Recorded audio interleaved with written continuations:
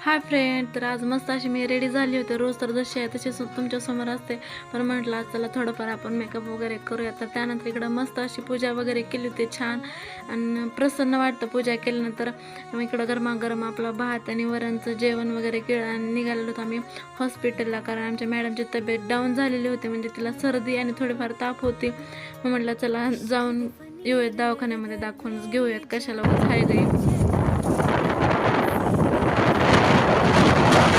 दवाखान्यात वगैरे दाखवलं आणि इकडं मॅडमला घ्यायचे होते, म्हणून ॲपल खायचे होते. मग इकडं मॅडमला ॲपल वगैरे घेतले आणि त्यानंतर आम्ही निघालो होतो घरी जाण्यासाठी. आणि घरी आल्यानंतर मॅडमने असा काही पराक्रम केला होता. घरी आल्या मॅडमने रडायला चालू केलं की मला आईस्क्रीम खायचं आहे.